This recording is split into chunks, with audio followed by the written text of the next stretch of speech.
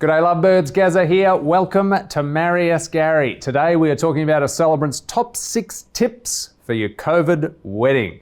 Now, COVID has been a bit of a slippery fish for planning a wedding, but what you need to do if your numbers have been culled down, you've got to focus on what matters most, and that is your love for one another. So here's a few tips to get you through on your big day.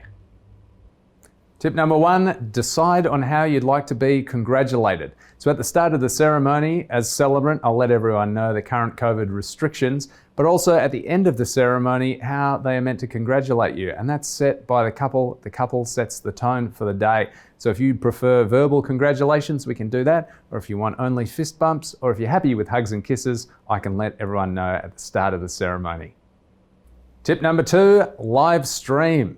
Now, a lot of couples have family who are overseas and can't make it to their wedding, so it might be nice if you Zoom or FaceTime them in, and all that takes is a phone or an iPad set up in the front row, and they can be there with you throughout the ceremony. I'll let everyone know not to stand in front of the camera, and I'll tell everyone who's Zooming in to please turn their microphones off for the ceremony. I did this at a wedding recently, and at the end of the ceremony, a friend brought out cardboard cutouts of all the family from the UK who couldn't make it. They set up an iPad in front and everyone gathered around and started chatting with them, and it was a beautiful moment. Number 3, social distancing wristbands. Now, these are excellent to avoid any sort of awkward physical distancing problems.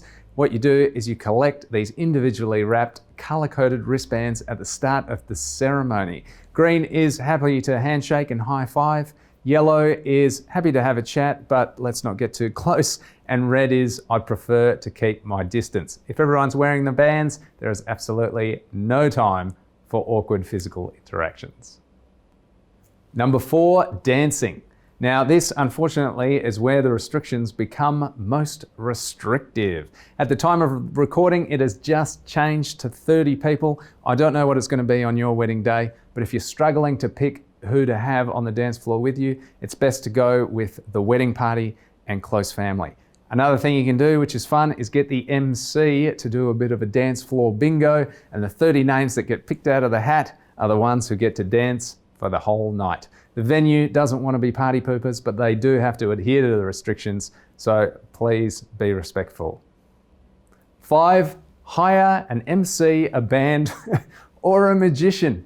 Look, it is tough. If you can't have a dance floor, people still want to be there and be entertained. They can eat, they can drink. If you have a professional MC, they can just make the night run seamlessly. It also might be nice to have a band, and it can be a bit more of a seated gig if that's the way you want to do it. Another entertaining thing, if you want to have a magician at your wedding, you are more than welcome if that's your vibe.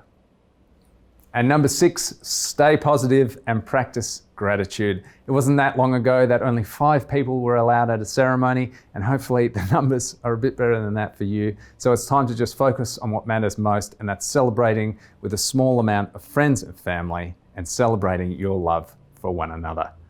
That's it from me. Any questions or banter, sling them in the comments below, and be sure to spread the love, like the video, and subscribe to the channel for more juicy wedding tips.